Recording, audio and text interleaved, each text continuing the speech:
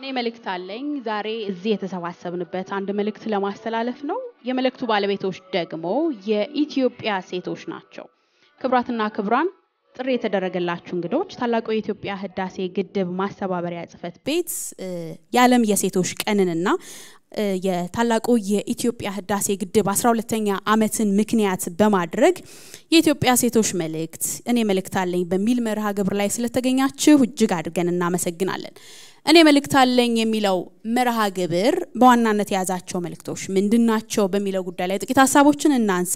እንግዲህ የተባበሩት መንግስታት ድርጅት እንደ አውሮፓውያን አቆጣጠር በ2015 ባስቀመጠው 2030 ላይ የተባበሩት መንግስታት ድርጅት አባል ሀገራት ይደርሱበታል ብሎ ባስቀመጠው ከ17ቱ የልማት ግቦች ውስጥ አንዱ ዘላቂ ዘመናዊ ርካሽ አስተማማኝ የሆነ የኃይል አቅርቦት እንዲኖር ማድረግ ነው። ኢትዮጵያ እንደ ተመድ አባል ሀገርነቷ ለዚህ ግብ መሳካት አሁን ላይ ያለችበት ደረጃ ምንድነው የሚለውን ስንመለከት ደግሞ በ2020 በወጣ ጥናት መሰረት ኢትዮጵያ ከ20 የዓለም ሀገራት ዘመናዊ የኃይል አቅርቦትን አይጠቀሙም ከተባሉ 20 የዓለማችን ሀገራት መካከል በግንባር ቀደምትነት ትጠቀሳለች። ለዚህ እንደማሳያ የሚጠቀሰው እንግዲህ ከ60 ሚሊዮን በላይ የሚሆነው የኢትዮጵያ ህዝብ ዘመናዊ የኃይል አማራጭን አይጠቀምም። እንዲሁም ደግሞ 95 በመቶ ወይንም 98 ሚሊዮን አካባቢ የሚሆነው ኢትዮጵያዊ የሚጠቀመው በበካይነታቸው የምንዘረዘራቸው እንደ ቅጠል፣ እንጨት፣ የእንስሳት ተዋጽኦን ለምግብ ማብሰያነት ይጠቀማል። ይህንን ምግብ የምታበስለው ማብሰያውንም የምትሰበስበው ሴት ናት። ስለዚህ የዛሬው የመልእክታችን ዋና ጭብጥ እኔ መልእክት አለኝ በሚለው ፕሮግራም መልእክታችንን በዚህ መልኩ እናስተላልፋለን። ታላቁ የኢትዮጵያ ህዳሴ ግድብም የዘመናት ውሃን ያለ መጠቀም ቁጭታችንን የሰበርንበት የተፈጥሮ ሀብትን ፍታዊ በሆነ መንገድ መጠቀም መብታችን መሆኑን ለዓለም መድረክ ያሳየንበት ነው። ይህንን መነሻ በማድረግ እኔ መልእክት አለኝ መልእክታችንን በዚህ መልኩ ለዓለም ህዝብ ለማስተላለፍ ታላቁን ሐሳብ ይዘን ተሰብስበናል ማለት ነው። አንዱ የጽሁፋችን ይዘት የሴቶች የኃይል እጥረትና የኃይል አቅርቦት በኢትዮጵያ ምንድነው የሚመስለው የሚለውን ከዋና ኢነርጂ ይቀርብልናል። ሌላው ደግሞ ዘመናዊ የኃይል አቅርቦትና የጤናው ሴክተር ምን መልካለው። ሶስተኛው ጽሁፋችን ደግሞ በታላቁ የኢትዮጵያ ህዳሴ ፕሮጀክት ላይ ሴቶች ያበረከቱት ያለው ተሳትፎ ምንድነው በሚሉ ጉዳዮች ላይ ሶስት ጽሁፎች ይኖሩናል። በእነዚህ ጽሁፎች ላይ በእነዚህ የፓናል ውይይት እናደርጋለን ማለት ነው። ይህንን ሐሳብ እኔ መልእክት አለኝ የሚለውን ፕሮግራም እንኳን ደህና መጣችሁ አድርገው እንዲከፍቱልን የታላቁ የኢትዮጵያ ህዳሴ ግድብ ማስተባበሪያ ፕሮጀክት ጽፈት ቤት የፐብሊክ ዲፕሎማሲና የዲያስፖራ እንዲሁም ዓለም አቀፍ ግንኙነት ኃላፊ የሆኑትን ሄኖክ አለማየሁን ወደዚህ ጋብዛለሁ። ሐሳቡ ትልቅ ነው፣ ብዙ ሰዎችን ጋብዘናል። ነገር ግን እናንተ አክብራችሁ ስለተገኛችሁልን ፈጣሪ ያክብርልን ብለናል። አቶ ሄኖክን ወደዚህ መድረክ ጋብዛለሁ። እንኳን ደህና መጣችሁ መልእክት እንዲያስተላልፉ። እንግዶቻችን ጥሪያችንን አክብራችሁ በመገኘታችሁ በጣም ደስተኛ ነን። እንግዲህ ይሄን ፕሮግራም ስናዘጋጅ ዋናው ትኩረታችን እኛ ምንድነው ኢትዮጵያ ግልጽ ያለ ለብዙ አገራት ሊሸጥ የሚችል ትክክለኛ ምክንያት አላት ህዳሴ ግድቡን ለመገንባት። የፐብሊክ ዲፕሎማሲ ስራ ለመስራት ምን ያስፈልጋል? ትክክለኛ ኮዝ ያስፈልጋል። ትክክለኛ ኮዝ ብቻ ሳይሆን አስፈላጊ መረጃዎች ዳታዎች ያስፈልጉናል። ስለዚህ አንደኛ ሐሳብ ነው ያንን ለማሳካት በመሞከር ነው። ሁለተኛው እንግዲህ የህዳሴ ግድባችንን እየገሰገሰ ነው። ሁላችንም መሻማት ያለብን የዚህ ታሪካዊ ግድብ የታሪክ ተቋዳሽ መሆን ነው። እስካሁን ያደረጉትን ተሳትፎ እስከ መጨረሻው ድረስ አጠናክረው እንዲቀጥሉ ማድረግ ነው። በድጋሜ ስለመጣችሁ እናመሰግናለን። ቴንክ ዩ። ሻቶ ሄኖክን እጅግ አድርገን እናመሰግናለን። እንግዲህ ሐሳቡ ትልቅ ነው ብላችሁ እዚህ ስለተገኛችሁ ሁላችሁንም እጅግ አድርገን እናመሰግናለን። በቀጥታ ወደ ፓናል ውይይታችን ነው የምንሄደው። ጽሁፎችን የሚያቀርቡልንን ወደዚህ መድረክ እጠራለሁ። አቶ ጎሳዬ መንግስቴ በውሃና ኢነርጂ ሚኒስቴር የኢነርጂ አማካሪ ናቸው። በተለይም ደግሞ በኢትዮጵያ ሴቶች ዙሪያ የኃይል እጥረትና የኃይል አቅርቦት ምን መልካለው የሚለውን ጉዳይ ነው እሳቸው የሚያነሱልን። እንዲሁም ሁለተኛው ጽሁፍ አቅራቢያችን ዶክተር አወቀ ምስጋናው ናቸው። ዶክተር አወቀ ምስጋናው ደግሞ በኢትዮጵያ ህብረተሰብ ጤና ኢንስቲትዩት ተመራማሪና አማካሪ ናቸው።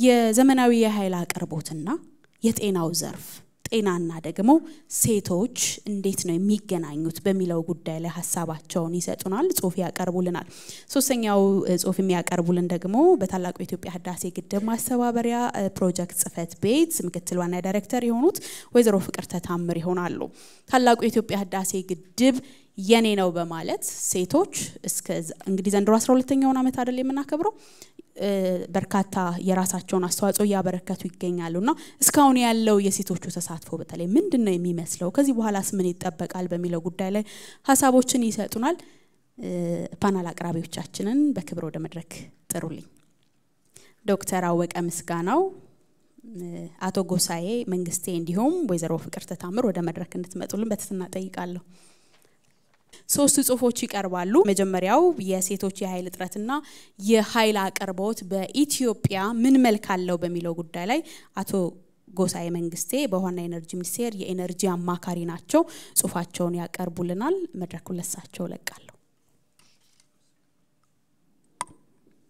በአራት ጉዳዮች ላይ ነው የማነሳው አንደኛው ዘመናዊ ኤነርጂ ስንል ምንድነው ምን ማለታችን ነው እና በሀገራችን አሁን ያለው የኃይል ማመንጨት አቅምና አቅርቦት ምን ይመስላል ሌላው ዘመናዊ ኤነርጂ ተጠቃሚ አለመሆን በሴቶች ላይ እና ህፃናት ላይ የሚያደርሰው ጫና ምንድነውና የታላቁ ህዳሴ ግድብ መጠናቀቅ እንግዲህ የሴቶችን ተጠቃሚነትና ለሀገራችን እድገት ያለው ፋይዳ ምንድነው የሚል ነው እነዚህ ላይ ነው ፎከስ አድርጌ እንትን ማደርገው እንግዲህ በዋነኛነት የዘመናዊ ኤነርጂ አቅርቦት ስንል ሁለት ነገሮች ናቸው በዋነኛነት አንደኛው ኤሌክትሪክ ኤነርጂ ነው ሌላው የነዳጅ ውጤቶች ናቸው እንግዲህ የነዳጅ ውጤቶች ስንል ብዙ ናቸው የተፈጥሮ ጋዝ ሊሆን ይችላል የድንጋይ ከሰል ሌሎችም በጣም በርካታ ነገሮች አሉ ራሱ ነዳጁ ቤንዚኑ ናፍጣው ምን እነዚህ ሁሉ የዘመናዊ ኤነርጂ ውጤቶች ናቸው እኔ በአብዛኛው በዛሬው እንትኔ ትኩረት ማደርገው በነዳጅ ውጤቶች ላይ ሳይሆን በዘመናዊ ኤነርጂ ላይ ነው ባይዘው የነዚህ የሁለቱ ጥምረት የዘመናዊ ኤነርጂ አጠቃቀም ያንድን ሀገር የእድገት ደረጃ ይለካል ያንዳንዱ ሀገር የት ላይ ነው ያለው የሚለውን ይለካልና አንዱ መለኪያ ናቸው ማለት ነው ያጠቃቀም ደረጃችን ያው የኃይል ማመንጨት አቅማችንን ስናይ አሁን ያለው በሜጋዋት ደረጃ ስናይ ወደ 5259 ነው ይሄም በዝርዝር ሲታይ ከኃይል የማመንጨት አቅማችን ወደ 4880 ከነፋስ ወደ 404 ከፀሐይ ኃይል የሚመነጭ ወደ 3.5 ሜጋዋት ይሄ አሁን ሚኒ ግሪድ የጀመርንበት ሁኔታ አለ በጣም በብዛት ወደፊትም በስፋት የምንሄድበት የሶላር ቴክኖሎጂ በጣም አዋጪ የሆነ ለገጠሩ ህብረተሰብ በተለይ በጣም አዋጪ የሆነና ብዙ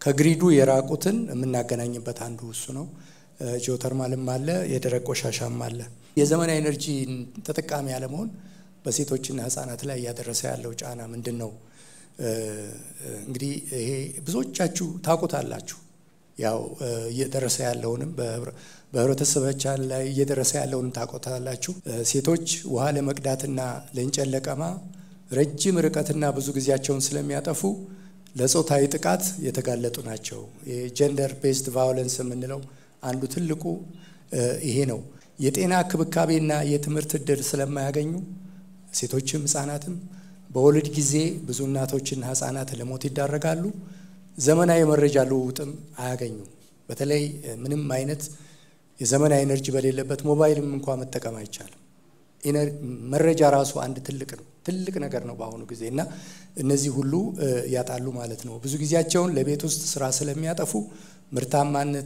ምርታማ የሆነ ስራ መስክ ላይ ለመሰማራት አይችሉም ያው ብዙ ጊዜያቸውን ይሄው ይበላዋል ማለት ነው ትልቅ ስራ ነው የሚሰሩት ግን ብዙ ጊዜያቸውን ምርታማ ላልሆነ ላይ ራሳቸውን ለሚያሻሽሉበት ነገር ላይ አይደለም እያዋለው ያሉት እንግዲህ የታላቁ ህዳሴ ግድብ ግንባታ መጠናቀቅ የሴቶች ተጠቃሚነትና ለሀገራችን እድገት የሚኖረው ፋይዳ የሚለው ግድቡ ብቻ መጠናቀቁ በቂ አይደለም ከዛ አኳያ ምንድነው ተደራሽነቱን ማስፋት ይኖርብናል ለዚህ ነው የሀገር አቀፍ ኤሌክትሪክ አቅርቦት ፕሮግራም በ2009 እና በ2011 ተቀርቶ ስራ ላይ እያዋለ ያለው እና ይሄ አብዛኛው ኤሌክትሪክ ያላገኘውን ህዝባችንን እንዴት በፍጥነት ቶሎ እንደርሳለን ነው በዚህ እቅድ መሰረት በ10 ዓመት ጊዜ ውስጥ ሁሉንም የሀገራችን ህዝብ የዘመናዊ ኤነርጂ ተጠቃሚ ለማድረግ ነው። ይሄ ከምዕተ ዓመቱ የልማት ግብ ጋር አብሮ የተጣጣመ ነው።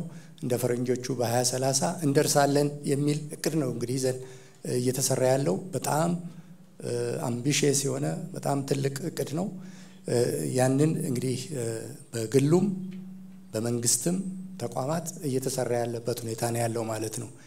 እንግዲህ ይህ እቅድ ተግባራዊ የሆነ ያለው ከዋናው ኤሌክትሪክ መስመር ዋናው ግሪድ የምንለውና እንደ ሶላር ባሉ በሌሎች አማራጮች መብራት ያላገኘውን ህዝባችንን ተጠቃሚ እንዲሆን ህዳሴን ብቻ አይደለም ወይም ሌሎች የኃይል ማመንጫ ወይም ከግሪዱ ብቻ የተገናኙትን ብቻ አይደለም የምንጠብቀው ሌሎች አማራጮችንም ይዘን መስራት አለብን ነው። አሁን ሶላር በጣም ጥሩ ነው። ሚኒ ግሪድ ራሱን የቻለ ለአንድ ከተማ ግሪድ ይሆናል። እዛው ለከተማው ብቻ ነው የሚያገለግለው።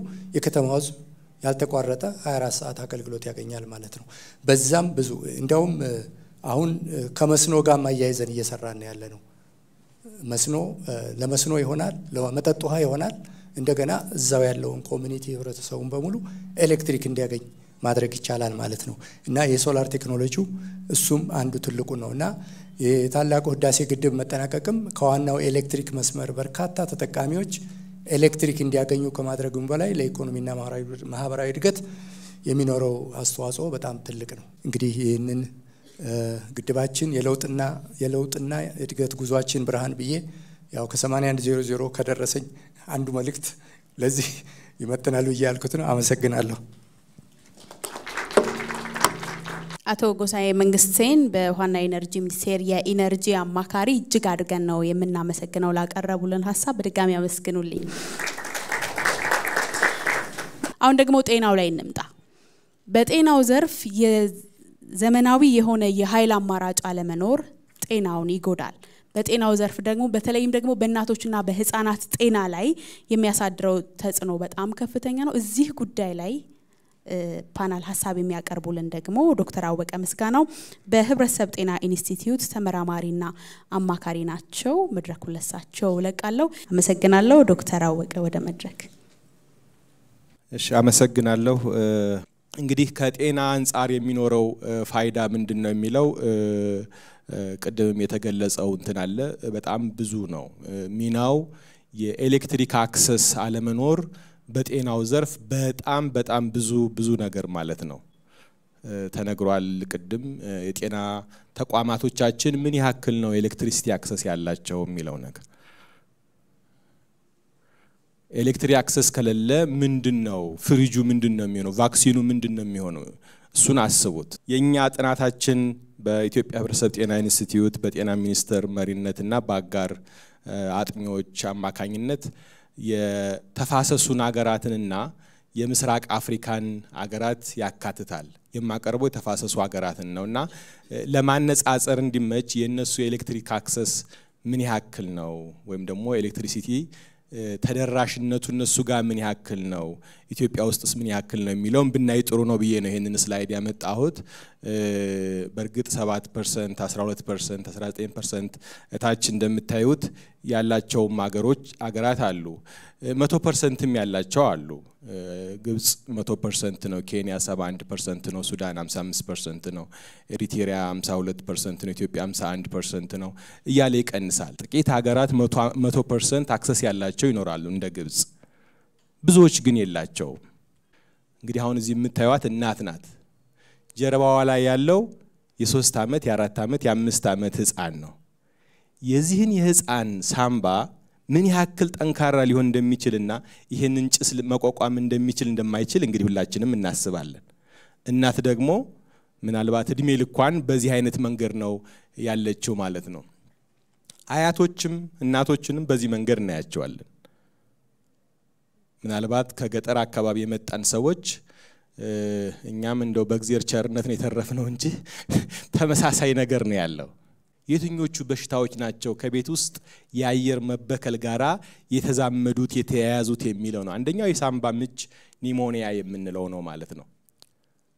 ሁለተኛው ስር የሰደደ የሳምባ የመተንፈሻ በሽታ አስም፣ ቅድም ያልኳችሁ ብሮንካይተስ የመሳሰሉት ነገሮች ሁለተኛው ናቸው። ሶስተኛ የሳምባ ካንሰር ነው።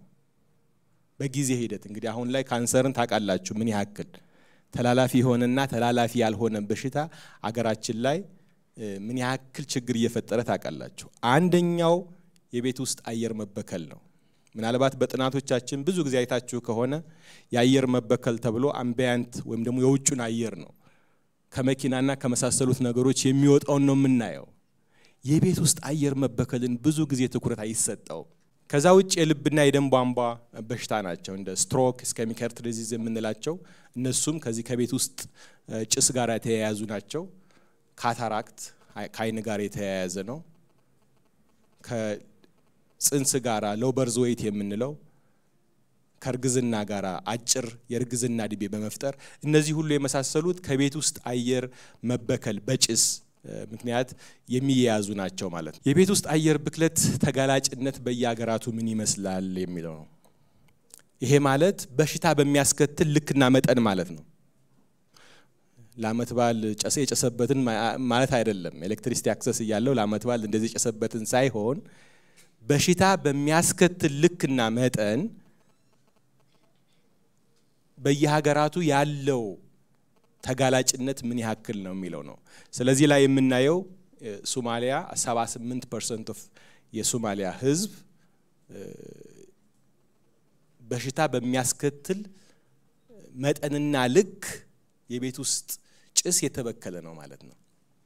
በተመሳሳይ ቡሩንዲን ታያላችሁ 60%፣ 50% የኢትዮጵያ 54% የኢትዮጵያ ሌሎችም 41% እያላችሁ 12% 0%ም አለ። 12% የሱዳን ነው። 60% አካባቢ ነበረ 12% ነው። ስለዚህ ከዚህ ጭስ ከመበከል ጋር በተያያዘ የሚሞተው ሰውስ ምን ያክል ነው ነው? በእነዚህ 12 ሀገራት በ2019 በእኛ ጥናት መሰረት ከሩብ ሚሊዮን በላይ ህዝብ ነው የሞተው። ይሄ በዚህ ሪስክ ፋክተር ማለት ነው። በቤት ውስጥ አየር መበከል ይሄ ሞት ነው። ጭሱ ሳምባ ገባ፣ ልብ አዳከመ፣ ሰዎች ሞቱ ነው። ሌላ ታሪክ የለው። ለምን? ቅድም እንደተገለጸው ኤሌክትሪሲቲና ሌሎችም ንጹህ ኃይል የምንላቸውን ነገሮች በቤት ውስጥ ስለሌሉና በየቤቱ ስንሄድ ይሄኛው ትንሽ ዘመናዊ ነው ለማጥናትም። ሌላው እኮ ጠቀርሻና እንትን እኮ ነው ቤቱም አይደል እንዴ? ቅድም ስላይም አይተነዋል። ያን ያክል ነው። ያን ያክል የተጋገረ ነገር ሳምባ ውስጥ ነው። ስለዚህ ከዛ አንፃር የሚመጣ ነው ማለት ነው። በየሀገራቱ ቁጥሩን ማየት ከፈለጋችሁ የኢትዮጵያ 67000 እና ከዛ በላይ ነው። የዲሞክራቲክ ኮንጎ 58000 ነው። ታንዛኒያ 39000 ነው እያለ እየቀነሰ እንደ ኤሌክትሪሲቲ አክሰሱና ሌሎችም ተጨማሪ የነዳጅ አቅርቦቶች ወይም ደግሞ የኃይል አቅርቦቶች ጋራ ሊያያዝ ይችላል ማለት ነው። ከነዚህ ሟቾች መካከል 85% የሚሆነው ኢትዮጵያ፣ ኮንጎ ዲአርሲ፣ ታንዛኒያ፣ ሶማሊያ፣ ኡጋንዳና ኬንያ ነው። የሀገራችንን 67000 እና ከዛ በላይ ብያችኋለሁ። ስለዚህ በጥናታችን ላለፉት 30 ዓመታት ምን ያክል ሰው ሞቷል ማለት ነው። ይሄ ኤሌክትሪሲቲ አክሰስ ቢኖረው ኖሮ ምን ያህል ሰው መታደግ ይቻል ነበር የሚለውን ስታዩት 3 ሚሊዮን ነው። ከ12ቱ ሀገራት ማለት ነው 3 ሚሊዮን። ይሄንን ከየትኛው በሽታ አንፃር ነው ለሚለው ደግሞ እንግዲህ የኒሞኒያ በሀገራችን ምክንያቱም 67 ሲባል በየትኞቹ በሽታዎች የሚልም ስላለው ከሳምባ ኢንፌክሽን ጋር የተያያዘውን ከጨቅላ ህፃናት ሞት ጋር የተያያዘውን የልብና የደም ቧንቧ በሽታ ስር የሰደደ የመተንፈሻ አካልና የስኳር በሽታ እነዚህንም ደግሞ በቁጥር ማየት ይቻላል ማለት ነው። ይሄም ማቀርብላችሁ በጣም አድቫንስድ የሆነ ሳይንሳዊ የጥናት ምርምር ላንሴት ኔቸር በሚባሉት ሳይንሳዊ መጽሔቶች ላይ የታተመና የሚታተም ነው።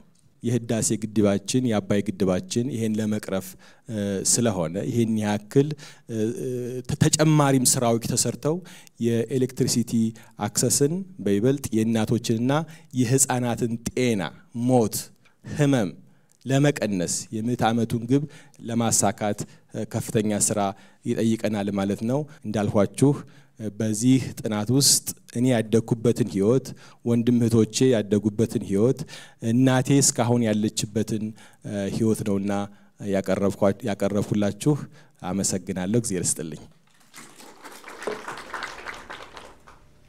ዶክተር አወቀን እጅግ አድርገን እናመሰግናለን እንግዲህ ኖረናል አልፈናል ብለን የምናወራው ህይወት አይደለም ዛሬም በዚህ ህይወት ውስጥ የሚኖሩ ብዙ እናቶቻችን አሉ ብዙ እህቶቻችን አሉ ለዛም ነው እኔ መልእክት አለኝ ታላቁ የኢትዮጵያ ህዳሴ ግድብ 12ኛ ዓመት መሰረት ድንጋይ ተቀመጠበትንና የዓለም የሴቶች ቀንን ምክንያት በማድረግ እኔ መልእክት አለኝ የኢትዮጵያ ሴቶች መልእክት ከዘመናዊ የኃይል አቅርቦት ጋር በተያያዘ ታላቁ የኢትዮጵያ ህዳሴ ግድብ ሊፈታቸው የሚችላቸው ችግሮችና አሁንም ያለንበት ችግር ምንድነው በሚለው ጉዳይ ላይ ነው ዛሬ እዚህ የተሰበሰባችሁት የመጨረሻው ጽሁፍ አቅራቢያችን የሚሆኑት የሴቶች ተሳትፎ በታላቁ የኢትዮጵያ ህዳሴ ግድብ ላይ ምንድነው የሚመስለው በሚለው ጉዳይ ላይ ታላቁ የኢትዮጵያ ህዳሴ ግድብ ማስተባበሪያ ጽፈት ቤት ምክትል ዋና ዳይሬክተር የሆኑት ወይዘሮ ፍቅርተ ታምር ይሆናሉ እንግዲህ ታላቁ የኢትዮጵያ ህዳሴ ግድብ የመሰረት ድንጋይ ሲቀመጥ መላው ኢትዮጵያዊ መነቃነቁን እናስታውሳለን ከዚህ ውስጥ ደግሞ ሴቶች የነበራቸው ሚና የነበራቸው ስሜት እስካሁንም ቢሆን በታላቁ የኢትዮጵያ ህዳሴ ግድብ በሚደረጉ ድጋፎች ውስጥ ሁሉ ሴቶች በቀዳሚነት እየተሳተፉ ይገኛሉና ይህን በተመለከተ ያለፉት 12 ዓመታት ልምድ ምንድነው የሚመስለው እሳቸውን ወደ መድረክ ጋብዛለሁ እናመሰግናለን እሺ አመሰግናለሁ ክብራን እንግዶቻችን ይሄን ፕሮግራም ለመታደም ከተለያዩ ተቋማት ከፍተኛ አመራሮች የሲቪክ ማህበራት ተወካዮች ከየተቋሙ የመጣችሁ ያ ባፍ ኦፊስም ጭምር ነው ታንኪው ምለው አንዱና ትልቁ ክንፍ ብለን የወሰድነው ግማሽ አካል የሆነችውን ሴት 50 እና ከዛ % በላይ የሆነችውን የህብረተሰብ ክፍል አለመጠቆም አለማየት በዚህ በዓልና የ12 ዓመት ጉዟን አለማወደስ እና የቀጣይ ጥቅሟን አለማረጋገጥ ምናራምደው ኢኮኖሚ ምናራምደው ፖለቲካ ምናራምደው አጠቃላይ የዓለም አቀፍ ግንኙነታችን ሆነ የውስጥና የውጭ አጠቃላይ ይዘታችንን ፈተና ውስጥ ነው የሚከተው እንግዲህ ሴቶች ይሄን ሁሉ ትግል አሳልፈው በታላቁ ህዳሴ ግድብ እያደረጉ የነበረው አስተዋጽኦ ምን ይመስላል ብለን ስናስቀምጥ ደግሞ እንግዲህ መጀመሪያ ሆ ብለው ከወንድሞቻቸው ጋር በስፋት ድጋፍ አድርገዋል ከዛ በተለያዩ ሀገራዊ ንቅናቄ መድረኮች ተሳትፈዋል እንግዲህ በጉልህ የሚታወቀው 2009 ዓመተ ምህረት ከሴቶች እና ህፃናት ነበር ያን ጊዜ የሚባለው ሚኒስትር ጋር በመተባበር ወደ 1 ሚሊዮን የሚሆኑ በአገር አቀፍ ደረጃ ሩጫ አካሄደናል ጊዜ የለኝም እንሮጣለን ለህዳሴ እንቆጥባለን በሚል መሪ ቃል በርካታ እንቅስቃሴዎች ተደረጉና በሚሊዮን የሚቆጠር ቁጠባ የተደረገበት ወርቃማ ስራ የተሰራ ነው ከዛ ውጪ በሩጫም በመሳሰሉት ነገሮች በኤግዚቢሽን በፎቶግራፍ ኋላ ተመለከቱታላችሁ በርካታ የሴቶች አስተዋጽኦን የሚገልጽ እዛ ላይ ያለ በየተቋማቸው እዚህ ላይ እንግዲህ በቤንሻንጉል እዚህ ላይ አርቲስቶች በግድቡ አመታዊ በዓል ላይ በተለያየ አስተዋጽኦ የስፖርት የኪነ ጥበብ በቦንድ ግዢ በየአመቱ የሚደረገው ነው በመከላከያ በፖሊስ ግድቡን የመጠበቅ ከጠላት የመከላከል እዚህ የነበሩ ታላላቅ ሁነቶች ላይ የመሳተፍ ትልቅ አስተዋጽኦ ተደርገዋል ሴቶችን በአካባቢ ጥበቃ ስራ ሴቶች አርብቶ አደር ሴቶችና አርሶ አደር ሴቶች እንደ ወንድሞቻቸው የካቲት አካባቢ የእርከን ስራ ይሰራሉ ሰኔ እስከ ሐምሌ ድረስ ደግሞ አንድ ወር ደግሞ የችግኝ ተከላ ስራ ይሰራሉ እንግዲህ በአመት 2 ወር ጉልበታቸውን በነፃ አስተዋጽኦ ያደርጋሉ ከዛ ውስጥ ባለን ዳታ ወደ 120 ቢሊዮን የሚሆን አጠቃላይ አርሶ አደሩና አርብቶ አደሩ አስተዋጽኦ አድርጓል ከዛ ውስጥ እንግዲህ ግማሹ የሴቶች አስተዋጽኦ ነው ብለን የጉልበት አስተዋጽኦ ነው ብለን መውሰድ እንችላለን ተማሪዎችም እንደዚሁ ሴት ተማሪዎች ላይ ፎከስ አድርገን ይሰራ ነው ነበር ማንበብ አይምሮን ያበለጽጋል የሚል ከአዲስ አበባ ዩኒቨርሲቲ ጋር በመተባበር የንባብ ባህል እንዲዳብር ትልቅ ስራዎች ሰርተናል እዚህም ሴት የዩኒቨርሲቲ ተማሪዎች አሉ ሴት ዶክተሮች ነበሩ በርካታ ህብረተሰብ ክፍል የሚያካትት ስራ ነው ይሄ ላብነት ነው ይሄ እየቀረበ ያለው ከዛ በተጨማሪ በውጭ ሀገር የሚኖሩ ሴት እህቶቻችንም የቦንድ በመግዛትና በተለያዩ ሁነቶች በመሳተፍ አመታዊ በዓሎችን ሲያከብሩ የቆዩበት ሁኔታ ነው ያለ ለማሳያ እዚህ ውስጥ በመካከለኛው ምስራቅ የሚኖሩ በርካታ ሴት እህቶቻችን ከግድቡ ግንባታ 48% አካባቢ ድጋፍ የሚያደርጉት በመካከለኛው ምስራቅ አረብ ሀገር ያሉ ሴቶች ናቸው በውጭ ያለው ዳታዎቻችን ነው ማወራቸው ይሄ እንግዲህ ይሄ ማለት ሴት እህቶቻችን የትም ሀገር ሆነው ልማቱን ለመደገፍ የሚያደርጉት አስተዋጽኦ በጣም የሚበረታታና እስካሁን ያልተነገረለት በቤት ሰራተኝነትም ሆነ በመሳሰሉ ዝቅተኛ ስራ ላይ ተሰማርተው ግን ሀገራቸው በመደገፍ ትልቅ አስተዋጽኦ እያደረጉ ነው የሚገኘው እንግዲህ የሴቶች አስተዋጽኦ ለአብነት እነዚህን አነሳን እንጂ በርካታ አስተዋጽኦች ሲደረግበት የቆየ ከክልል እስከ ከተማ አስተዳደር ከሀገር ውስጥ እስከ ውጭ ሀገር ድረስ በርካታ እንቅስቃሴዎች እየተካሄደበት ነው የመጣው እዚህ 12 አመት የደረሰው ማለት እንችላለን ግድቡ 90% ላይ ደርሷል የሚቀረው 10% ነው 10% ስንል ግን የግንባታ ስራ ባይን የሚታይ ነው የኤሌክትሪክ ስራ ውስብስብና ቴክኒክ የሚጠይቅ ብዙ ፋይናንስ የሚጠይቅ ወደ 60 ቢሊዮን ከ50 እስከ 60 ቢሊዮን ብር ይጠይቃል በቃሪው ለማጠናቀቅ ስለዚህ ይሄን ከመንግስት ጎን ሆነን እኛ ሴቶች በግንባር ቀደምትነት የተሻለ አስተዋጽኦ እንድናረግና አሻራዬን አኑር ያለው ሚል ሁላችንም መልእክት ይዘን እንድንወጣ ነው መፈልገው አመሰግናለሁ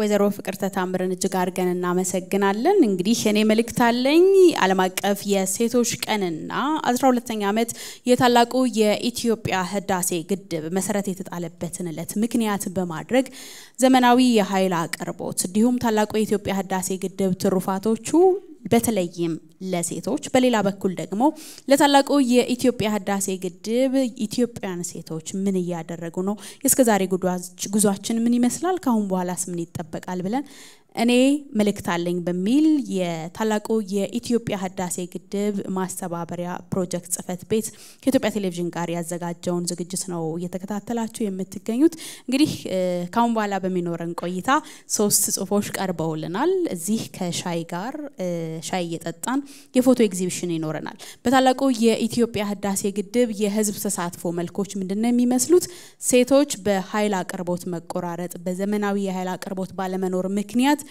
ምን ችግር እየገጠማቸው ነው የሚለውን በጥቂቱ በፎቶ ኤግዚቢሽን ለማሳየት ሞክረናል ሻይ ቡና ያላችሁ የፎቶ ኤግዚቢሽኑን እንድትመለከቱ እንጋብዛለን ከሻይ በኋላ እዚህ ስንመለስ ጽሁፍ ካቀረቡልን ጋር የፓናል ውይይት የምናደርግ ይሆናል እንግዶቻችን እጅግ አድርገን እናመሰግናለን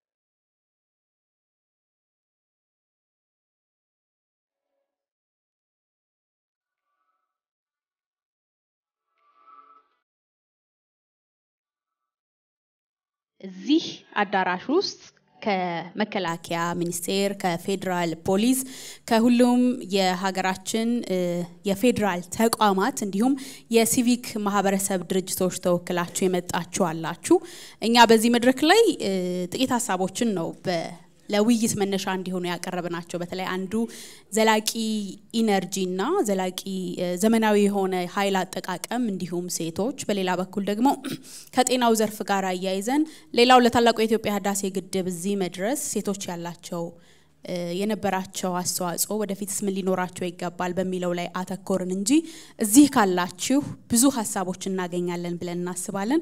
አሁን ለምታነሷቸው ሐሳቦች ለጥያቄዎቻችሁ ውይይቶችን የሚመሩልንን ቀደም ሲል ሐሳብ ያቀርቡልንን ወደ መድረክ ጋብዛለሁ። አቶ ጎሳዬ መንግስቴ ከውሃና ኤነርጂ ሚኒስቴር የኤነርጂ ዘርፍ አማካሪ እንዲሁም ዶክተር አወቀ ምስጋናው የህብረተሰብ ጤና ኢንስቲትዩት ተመራማሪና አማካሪና ወይዘሮ ፍቅርተ ታምረን ከታላቁ የኢትዮጵያ ህዳሴ ግድብ ማስተባበሪያ ፕሮጀክት ጽፈት ቤት ምክትል ዋና ዳይሬክተርን ወደ መድረኩ ጋብዛለሁ።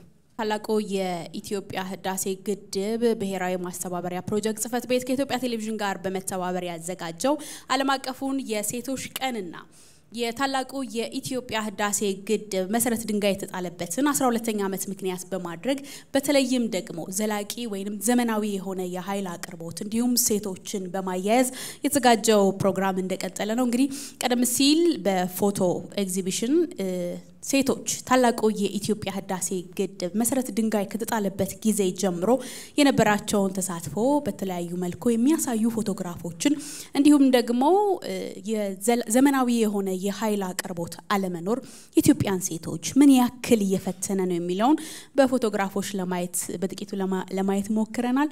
አሁንም አብራችሁን ቆዩ። ከዚህ ቀጥሎ በሚኖረን ቆይታ ቀደም ሲል በሶስት ጉዳዮች ላይ ጽፎች ቀርበውልናል።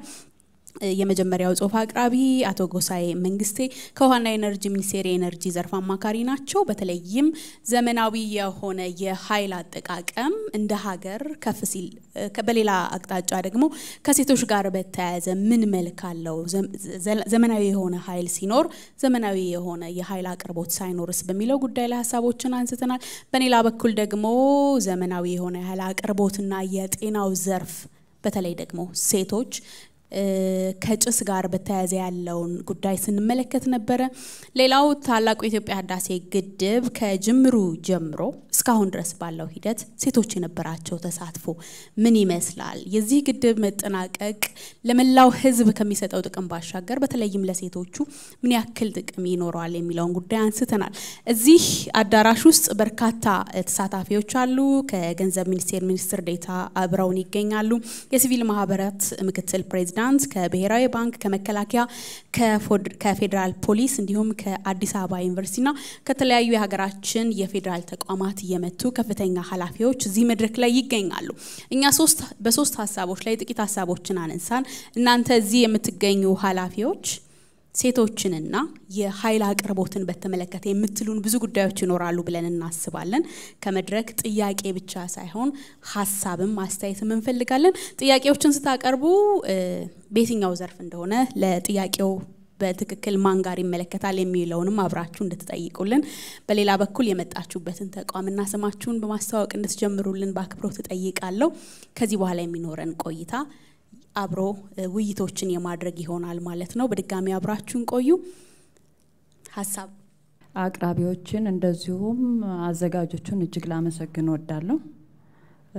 አስተያየት መስጠት እንፈልገው ከመጨረሻው ኢቨንት ነው፣ ከኤግዚቢሽኑ ከመንግስት የሚመለከታቸው አካላት በጀት በስርዓት ይዘው በደንብ ተጠናክሮ ታሪክም ስለሆነ ማለት ነው ልጆቻችን የልጅ ልጆቻችን ከየት ተነስቶ የት ደረሰ የሚለውን ለማስቀመጥም ኢንካምም ጀነሬት ለማድረግ የሚጠቅም ይመስለኛልና የሚውዚየሞችን አስፈላጊነት አንደር ላይን ማድረግ ፈልጋለሁ። አሁንም ቢሆን ይሄ ስራ ይሄን ግድብ ለመስራት ቅስቀሳ ይፈልጋል። በተቀሰቀሰ ቁጥር ኃይል ይነሳል። ዝም ሲል በሚዲያም በኩል ዝምታ ካለ ደግሞ ዛው ድፍን ብሎ የሚቀርበት ነገር ስላለ በጣም ቅስቀሳ ይፈልጋል ይሄ ነገርና እኛም እዚህ ያለነው ሴቶች ወርደን በየቢሮአችን በየጎረቤታችን በየአካባቢያችን በመንገናኘው ሰዎች ይሄንን ግድብ እስከመጨረሻው ለማድረስ ተረባርበን እስከመጨረሻው አድርሰን እነዚህን ሴቶቻችንን ማዳን አለብን። ሰላም ለህዳሴ ግድባችን ቶሎ መጠናቀቅ ወሳኝ ጉዳይ ነው። በሰላም ግንባታ በአንድነት የሀገር ልማት ወሳኝ ቁልፍ ጉዳይ ነው። ሰላምን በማስጠበቅና ወጣቱ የነገ ሀገር ተረካቢ ትውልድ የሰላምና የልማት ግንባር ቀደም ተሳታፊ እንዲሆን የሴቷ ተሳትፎ ከወትሮ የተለየ ምን መሆን አለበት? ምንስ መሰራት አለበት? ከሴቷስ በተጨማሪ ሁሉም ዜጋ በሰላማችን በውስጣዊ አንድነታችን ዙሪያ ምን መስራት አለበት ትላላችሁ? አባይ ህይወታችን ነው። አባይ ህይወታችን እንደ አንድ ፖርሽን ብቻ መነገር የለበትም ለትውልዱ። በሰሞንኛ ብቻ ዲስከሽን አይሰርጽም። አንዱን እንደ ትምህርት ፖሊሲ ተቀርጾ ከታች ጀምሮ መውሰድ አለብን እንጂ ሁሉ ጊዜ ሰክሰስፉል ስለሆኑት ሀገሮች ብቻ ካወራን ውጤታማ አንሆንም። ወይዘሮ ፍቅርታ ከአነሱት ነገር መጠየቅ የምፈልገው ሰሞነኛ እንዳይሆን አሁንስ አልሆነም ብለው ይገምታሉ። ምክንያቱም የአባይ ግድብ ዋንጫ የት ደረሰ? የት ጋር ነው ያለው አሁን? ይሄ ኢንፎርሜሽኑን ለምንድን ነው የጠየቁት? እዚህ ስላለን ሰዎች እንደው ክሊር ነው ወይ? እኛ እንዲህ በትልቅ ደረጃ ምን ጠብቀው አባይ እናንተ ቅርቡ ስላላችሁ ተሰራታላችሁ እድገቱን ታዩታላችሁ is good to you ግን በእናንተ መጠን ልክ እናንተ ባላችሁ ግንዛቤ መጠን ሌላው ግን ተረቷል ለማለት ያስቸግራል። ይሄን 2 አመት አገራችን የገጠማትን ችግር ሁላችንም እናውቃለን። ሰላም ከሌለ የመኖሩ ተስፋ ላይ ኖረን ይችላል። ይሄ የለም ብለን ግን ልማቱን ጎን በጎን የማቆም ስራዎች ማከናወን የለብንም። እኔ መልእክት አለኝ የሚለውን ቃል እኔ ለራሴ ዛሬ ስወስደው ለራሴ መልእክት አለኝ፣ ለተቋሚም ሰራዊት ለሴቷ ብቻ አይደለም መልእክት አለኝ። ምክንያቱም ይሄ ሰራዊት አገር ደንበር ጠባቂ ነው። በአንደኛ ደረጃ ግድቡም ከዚህ እንዲደርስ ህይወቱን ሰውቶ ራሱን ጎርቶ ለአገሩ ለልማቱ ሲል ደፋቀና የሚል ወታደር ነው። ስለዚህ እኔ ይሄንን መሪ ቃል ይየስድ ለሴቷ ብቻ አይደለም ለወንዱም ይሄንን ጉዳይ የማስፈጸሙ ስራ እኔም ቃል እየገባው በመንግስታችንና በህዝባችን ያለምንም እርዳታ ያለምንም ብድር እነሆ በአሁኑ ሰዓት 90% አድርሰናል። በጣም ትልቅ ግድብ ነው። ይሄ ደግሞ በጣም ሶፊስቲኬትድ የሆኑ ቴክኖሎጂዎችን የሚጠቀም ነው። ቴክኖሎጂን ደግሞ በውጭ ምንዛሬ ነው መንገዛው። ስለዚህ ቀሪ ስራዎች በተለይ ኤሌክትሮሜካኒካልና የሃይድሮ ስቲል ስትራክቸር በጣም ሰፊ መዋለ ንዋይ ይጠይቃሉ። ስለዚህ የታላቁ ኢትዮጵያ ህዳሴ ግድብ ለስኬት እናበቃለን። ይሄንን ስናበቃ ወዳጅም ጠላትም ከሩቅም ከቅርብም ያሉ ኢትዮጵያ ወደ ጥንቱ ስልጣኔዋ እንደምንመለስ እናረጋግጣለን ማለት ነው። እጅግ አመሰግናለሁ። በርካታ ድልድዮችን ነው የሰበርነው ማለት የክፋት ድልድዮችን የአይቻልም አይሆንም የሚሉ ድልድዮችን የሰበርንበትና ግድግዳውን ያፈረስንበት ነገር ግን ደግሞ ትልቅ ለሁሉ ጊዜም ለልጆቻችን ብንነግረው የሚያኮራ ትልቁ ጉዳያችን ነው። ኢቭን አሁን ላለብን የዘረኝነት በሽታም መሻገሪያችን ድልድይ ነው በየማስበው እኔ አንድነታችን የሚያሳይ ይሄ ህዳሴ ግድባችን ነው በእውነት ማለት ነው። ያለምንም የቋንቋ ልዩነት ያለምንም የእምነት ልዩነት ያለምንም ልዩነት ሁላችንም ያለንን የወረወርንበት እጃችን የሰደድንበትና ልባችንም በዛ የሚኖርበት ግድብ ስለሆነ እንደ አይናችን ብሌን ነው ማየት መቻል ያለብን። ምናልባትም ኢትዮጵያ ደከም ብላለች እርስ በርስ መጋጨቱ አለ በተባለበት ሰዓት እነ ግብጽና ደጋፊዎቻቸው እንዴት እንደሚነሱበትና እንዴት ስራ ለመስራት እቅዳችን ለማደናቀፍ እንዴት እንደሚጥሩ ምናየው ነው። ስለዚህ አሁንም አንድ ሆነን በጋራ ቆመን ስለሆነ የጀመርነው በጋራ ሆነን እንጨርሰዋለን። እጅግ በጣም አመሰግናለሁ። ይሄን ነው ለማለት ምፈልግ። ከቤቱ በጣም በርካታ ሀሳቦች ተገኝተዋል። ምክንያቱም እዚህ ቤት ውስጥ ከብዙ ሙያዎች ከብዙ ቦታዎች ከብዙ ተቋማት የመጣችሁ ብዙ ልምድ ብዙ ኃላፊነት የተሸከማችሁ ናችሁና እጅግ አድርገን ነው የምናመሰግነው። አሁን በጣም በርካታ ሀሳቦች እንደሚቀሩ እናምናለን ያለንን ጊዜ በአግባቡ ከመጠቀም አንፃር። ተመልካቾቻችን የኢትዮጵያ ቴሌቪዥን እና የታላቁ የኢትዮጵያ ህዳሴ ግድብ ብሔራዊ ማስተባበሪያ ፕሮጀክት ጽህፈት ቤት ጋር በጋራ በመሆን እኔ መልእክት አለኝ በሚል መሪ ቃል ታላቁ የኢትዮጵያ ህዳሴ ግድብ በተለይም ደግሞ ዘመናዊ የሆነ የኃይል አማራጭን ከማቅረብ አንፃር እንደ ዜጋ እንደ ሰው ለዜጎች ከሚሰጠው ጥቅም ባሻገር ዘመናዊ የሆነ የኃይል አማራጭ ባለመኖሩ ምክንያት ለብዙ ችግሮች ለብዙ ፈተናዎች የተጋለጡ ሴቶችን ከዚህ ችግር በማውጣት በኩል ሚናው እስከምን ድረስ ነው?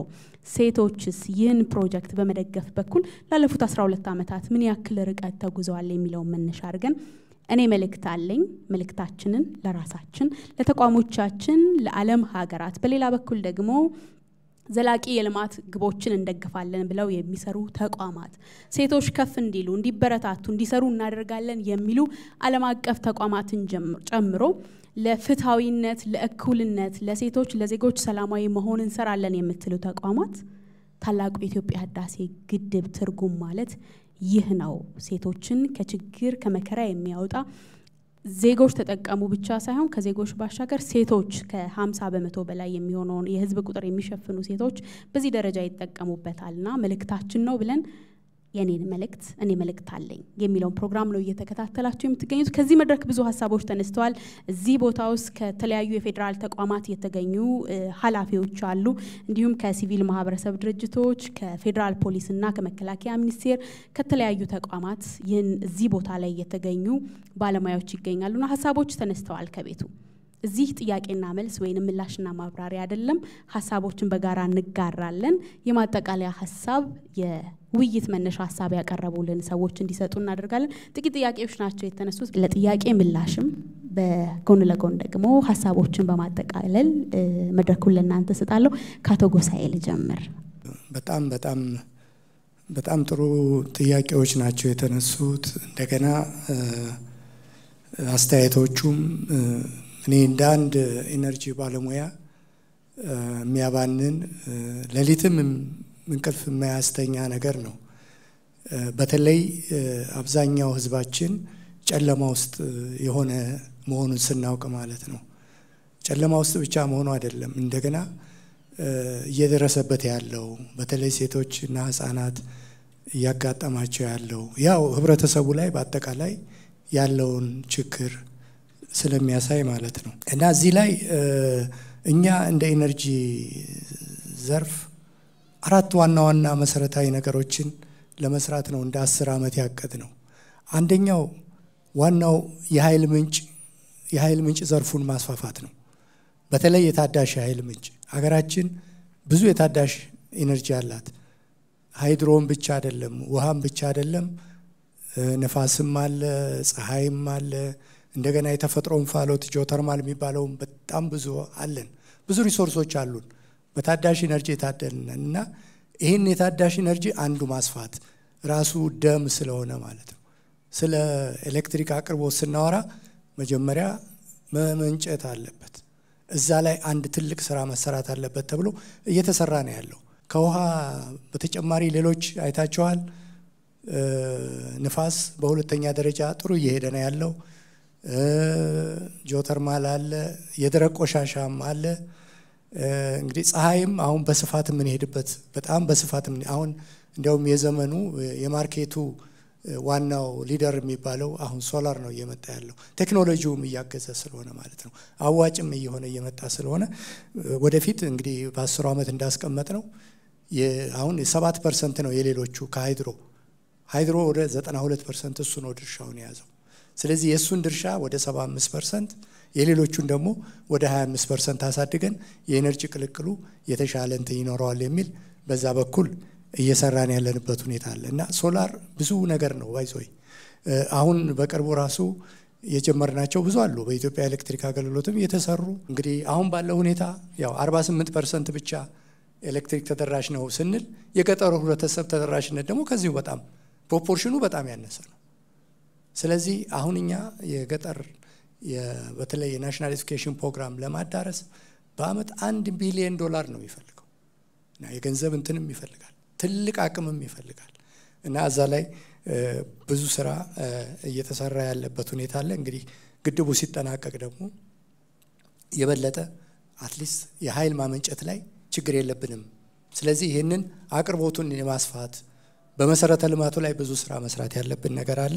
እዛ ላይ በጣም ብዙ ስራዎች እየተሰሩ ነው ያሉትና እኛም የገጠሩ ህብረተሰብ በተለይ ሴቶች፣ እናቶች ኤሌክትሪኩን አስገብተን ደስታቸውን እልልታቸውን ለመስማት እኛም ተግተን እንሰራለን። አመሰግናለሁ።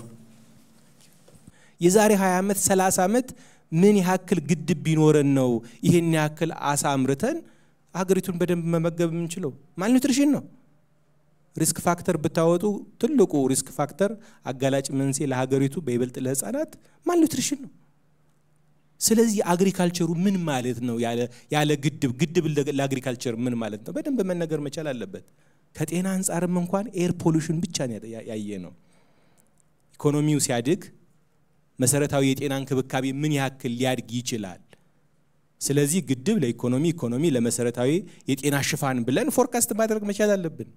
ያንን አስበን ማይንዳችንን ካልሄድን ዝም ብለን የሚሆን ነገር አይደለም። ስለዚህ ማይንድ ላይ በደንብ መሰራት መቻል አለበት። ፖሊሲ ስትራቴጂ ላይ በደንብ እያንዳንዱ ሴክተር መስሪያ ቤት ሊያስብበት ይገባል። እያንዳንዱ ሴክተር መስሪያ ቤት ግብርናው፣ ትምህርት፣ ትራንስፖርት የዛሬ 30 40 50 ዓመት ምንድነው የሚሆነው? ትራንስፖርቱ ከግድብ ምን ላተርፋለሁ ብሎ ነው የሚያስበው ትራንስፖርቱ። ሌሎችም መስሪያ ስለዚህ እያንዳንዱ ሴክተር መስሪያ ቤት በፌደራል ሌቭል በፖሊሲና በስትራቴጂ እንደ አንድ ኮኦርዲኔሽን ኦፊስ አለን ብለን መቀመጥ አስፈላጊ አይመስለኝም። የግብጽን ዩኒቨርሲቲዎች ክሊክ ብታደርጉ ወተርና ምናምን እያንዳንዱ የሪሰርች ፋይንዲንግ ነው የሚያመጣ። እንዴ ተመራምረናልና ይሄንን የት አለ ያን ያህል ኔጎሺዬሽን ያን ያህል ዲፕሎማሲ በመረጃ እኮ አልነበረንም እኮ መረጃ እኮ አልነበረንም እኮ። እኛ የኛን ብቻ ነው የምናጠናው። ለምንድን ነው እኛ ኢትዮጵያን ብቻ ስምናጠናው? ለምን ስለ ግብጽ ስለ አስዋ ዳም እንትን አንልም? ኢምፓክት ኦፍ አስዋ ዳም ኦን ኢንቫይሮንመንት ለምን አጥንተን አናቀርብም? ለምን ይሄ ስንደራደር እኮ እኛ እኮ የናንተ ሰዎችም ስለሚሞቱ ነው። ይሄ እኮ ኤስዲጂ ነው። ይሄ ማተርናል ሞርታሊቲን ይሄን ያክል ስለምንቀንስ ነው። ቻይልድ ሞርታሊቲን ይሄን ያክል ስለምንቀንስ ለምን አንልም?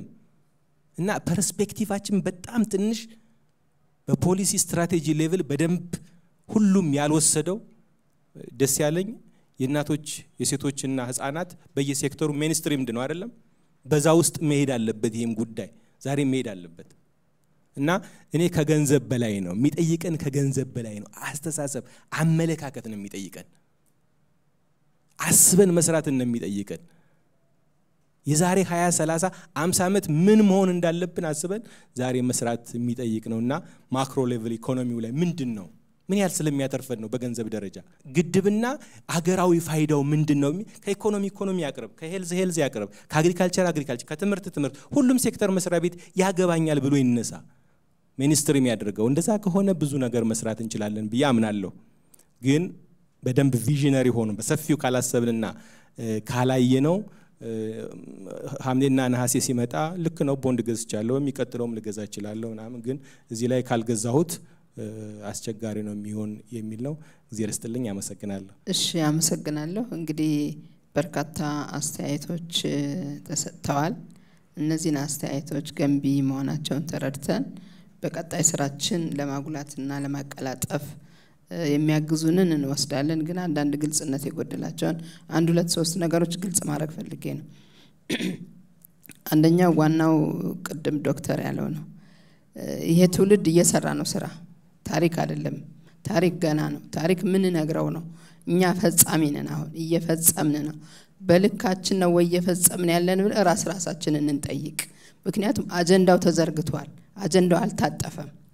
ስለዚህ ይህ አጀንዳ አንቻርግ ቅድም እንደተባለው የሚባል ነገር አይደለም። ሁላችንም በተሰማራንበት የስራ መስክ መስራት አለብን። የታላቁ ህዳሴ ግድብ ስራ ለአፍታም ያልተቋረጠበት የግድቡ ግንባታ አሁን አንዳንዶቻችን በቴሌቪዥን ተደጋግሞ ካልተነገረ የተሳትፎ ሁኔታ ቀዝቅዟል ወይም ስራ አቁሟል የሚመስል ሰዎች ካሉ ያው እንግዲህ መረጃ የማድረሳችን ክፍተት ካልሆነ በስተቀር ስራው ለደቂቃ የሚቋረጥ ያልሆነ የህዝቡ ተሳትፎም ለደቂቃ ያልተቋረጠበት እንደውም በጣም በሚገርማቸው የኢትዮጵያ ህዝብ ጠንካራነት የምንፈተነው በችግር ጊዜ ነው። ባለፉት 2 ዓመት በነበረብን የሰላም የእርስ በርስ ግጭት በዛ ውስጥ እንኳን ሆኖ በቢሊየን የሚቆጠር ለምሳሌ ኦሮሚያ ቅድም አንድ እህቴ ዋንጫው የተደረሰ ምናምን ብላለች። ዋንጫው እየሰራ ነው፣ ስራውን እየሰራ ነው። ኦሮሚያ ለሁለተኛ ጊዜ ወስዶ አምና በኦሮሚያ ክልል 1 ቢሊየን 40 ሚሊዮን ብር ነው የተሰበሰበ በአንድ አመት። ይሄ ቀላል ነገር አይደለም። በዚህ ጦርነት በዚህ ልማት ነው ሲካሄድ የቆየው እንጂ የተፋዘዘበት የቆመበትም ጊዜ የለም። አሁን ደግሞ ወደ ሲዳማ ክልል ተቀብሏል። ሲዳማ ክልል የራሱን ስራ ሰርቶ ደግሞ አስተዋጽኦ ሊያደርግበት የሚችለውን የክልሉ ፕሮግራም ይዞ እየቀጠለ ነው ያለን። ስለዚህ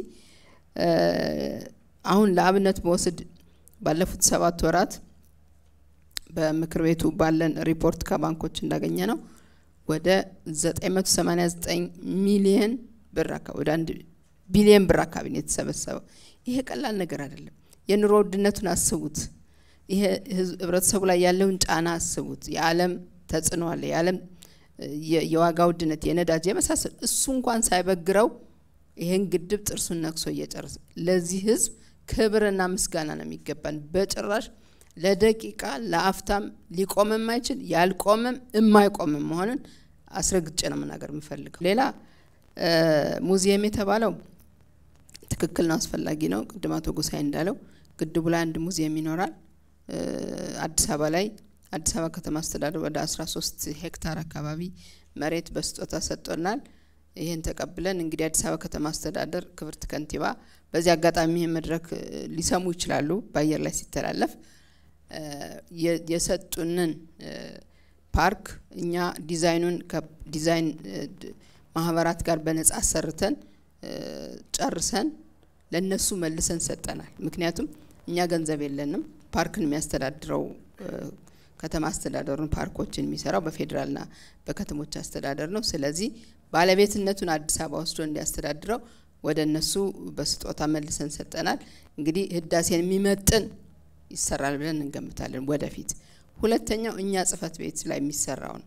እኛ ጽፈት ቤት የቀድሞ ጽፈት ቤታችን ከኢትዮጵያ ቴሌቪዥን ጀርባ ነው። አሁን ግን ኤርትራ ኤምባሲ የነበረው የቀድሞ ኤርትራ ኤምባሲ ለጽፈት ቤትነት ተሰጥቶናል። ከባድ ደረጃውን የጠበቀ ጥገና ያስፈልገዋል። ለዛ ሙዚየም የሚሆን መደራጀት አለበት፣ ኔትወርክ መዘርጋት አለበት፣ የመሳሰሉ ሲስተሞች መዘርጋት አለበት። እሱም ኢንፍራስትራክቸሩ የተሟላ ስላልሆነ ፕሮጀክት አቅርበን ለመንግስት ተፈቅዶ ስራ እየሰራን ነው የሚገኘው። እይታችሁን በጣም አደንቃለሁ። ሌላው ከትምህርት ሚኒስቴር ጋር የጀመርነው ስራ አለኛ። ምክንያቱም ታላቁ ህዳሴ ግድብ እንደዚሁ ተወርቶለት ተዘምሮለት የሚቀር ሳይሆን ቀጣይ በተፈጥሮ ሀብታችን የማደግ ህልማችንን ሀብለን የጀመርንበትና ያሳካንበት ወደፊት ደግሞ ምናስቀጥልበት ስለሆነ ይሄ ቀላል ነገር አይደለም። ቅድም ክብር ተናግረዋለች። ፖለቲካል አንድምታ፣ ኢኮኖሚያል አንድምታ፣ ማህበራዊ በጣም ከባድ ተተንትኖ ተጽፎ የማያልቅ ሪሰርች ነው። ልጆቻችን ወደፊት መመረቂያ ጽሁፋቸውን በእያንዳንዱ ርዕሰ ጉዳይ ላይ አባይ ላይ ሊያደርጉ ያስፈልጋል። ይህንን ከትምህርት ሚኒስቴር ጋር ተነጋግረን ስራውን ጀምረናል። ኮሚቴም ተቋቁሞ ስራ እየሰራን ነው ያለነው፣ ታች ሌቭል ማለት ነው። በከፍተኛ አመራር ደግሞ በከፍተኞች ደግሞ አንዳንድ አዲሱ መጽሐፍ ላይ አንዳንድ ትምህርቶች ላይ ተካቶ አይተናል። ግን በመሰረታዊነት ከኬጂ ጀምሮ ነው መሰጠት ያለበት በሚል እሱ ላይ ከትምህርት ሚኒስቴር ጋር ትልቅ ስራ እየሰራን ነው የምንገኘው። እንግዲህ እኔ መልእክት አለኝ የሚለው የዛሬው ፕሮግራም ከአገር አቀፍ እስከ ዓለም አቀፍ ድረስ ነው እንዲሰራጭ ምን ፈልገው። መልእክቱም ህዳሴ ግድብን በእኛ አቅም በራሳችን እንደጀመርነው እንጨርሳለን ብለን የጀመርነው ፕሮጀክት አጠናቀን የውጤቱ ተቋዳሽ መሆን አለብን። ይሄን መልእክት ሁላችንም በየተቋማችሁ ልታስተጋቡ በዛው ቅድም አንዱ እህታችን የጠየቀው ለአርሶ አደሩ ምን ያህል መረጃውን አዳርሳችኋል የሚል በጣም በሚገርማችሁ 3 ጥናታዊ ጽሁፍ አካሄደናል በመረጃ ዙሪያኛ። ሁሉም ያልደረሰው የኢትዮጵያ ክልል እና ህብረተሰብ ክፍል አለ ተብሎ አይታመንም፣ አዳርሰናል። እንደውም መወሰድ ካለበት ከዚህ ልምድ መንግስት ወደፊት ለሚያወጣቸው ትልልቅ ፕሮጀክቶች ህዝብን እንዴት ማሳተፍ እንዳለበት አልሞ አቅዶ ይሄንን ተሞክሮ ጨምቆ በስፋት በተለያዩ ቋንቋዎች ለሀገር ውስጥም ለውጭ ሀገርም ተዘግቦ በደንብ መተንተን መቻል አለበት። ይሄ ነው መንግስት። ምክንያቱም ይሄ ሁሉ ሪሶርስ የፈሰሰበት ነው። እኛ ቀርበን የትም ቦታ ይሁን ማስረዳት፣ መረዳዳት፣ ጠይቁንን መመለስ የምንችለውን ተባብረን መስራት ስለምንችል ከዚህ በኋላ የተለያዩ መድረኮችን እንጠብቃለን ከናንተ። በእነዚህ መድረኮች 8100 ሰብስክራይብ እያደረጋችሁ እንድታደርጉ አደራ አምለው። እንግዲህ በጣም አመሰግናለሁ ስለነበረኝ ነገር። ታንክ ዩ። በጣም እናመሰግናለን። እዚህ መድረክ ላይ ጽሁፎችን በማቅረብ እንዲሁም ከዚህ ቤት በተነሱ ሀሳቦች ላይ ምላሾቻቸውን የሚያንጸባርቋቸውን ተጨማሪ ሀሳቦችን በመስጠት አብረው ለነበሩት የውሃና ኤነርጂ ሚኒስቴር የኤነርጂ አማካሪ አቶ ጎሳዬ መንግስቴ እንዲሁም በህብረተሰብ ጤና ኢንስቲትዩት ተመራማሪና አማካሪ የሆኑትን ዶክተር አወቀ ምስጋናው እንዲሁም ደግሞ ከኛ ጋር በትብብር ይህ ጉዳይ እንዲሳካ አብረውን ሲሰሩ የነበሩትን የታላቁ የኢትዮጵያ ህዳሴ ብሔራዊ ማስተባበሪያ ፕሮጀክት ጽህፈት ቤት ምክትል ዋና ዳይሬክተር የሆኑትን ወይዘሮ ፍቅርተ ታምርን እጅግ አድርገን እናመሰግናለን። እኔ መልእክት አለኝ። ሁላችንም ወደ የቤታችን ይዘነው ሄደን ወደ ምንመራቸው ተቋሞች ወደ የቤተሰቦቻችን ይዘን መልእክቶቹን እንድናስተላልፍ እዚህ አዳራሹ ተሰበሰባችሁ ጥሪያችንን አክብራችሁ ለመጣችሁ ሁሉ መልእክቱን ለማስተላለፍ ወዳለው በየቤታችሁ ይህንን ስትከታተሉ ለነበራችሁ ኢትዮጵያን በሙሉም እኔ መልእክት አለኝ። መልእክቱ የናንተ የመላው ኢትዮጵያን የመላው በፍታይነት መጠቀምን የሚያምን ህዝብ የመላው የሴቶችን ጭቆና በችግር ውስጥ ያሉ ሴቶችን ይቅር ብሎ የሚታገል ህዝብ መልእክት ነው። ዓለም አቀፉን የሴቶች ቀንና የግድቡን 12ኛ ዓመት ሙሌት ምክንያት በማድረግ የታላቁ የኢትዮጵያ ህዳሴ ግድብ ብሔራዊ ህዝባዊ ተሳትፎ ማስተባበሪያ ፕሮጀክት ጽህፈት ቤትና ኢትዮጵያ ቴሌቪዥን በጋራ ያዘጋጁ ዝግጅት ይህንን ይመስል ነበር። ዝግጅቱ አልቋል። ነገር ግን መልእክታችን ይቀጥላል። እኔ መልእክት አለኝ፣ እናንተም መልእክት አላችሁ። መልእክታችን ደግሞ ተፈጻሚ እስከሚሆን ድረስ እንቀጥላለን። መልካም ጊዜ።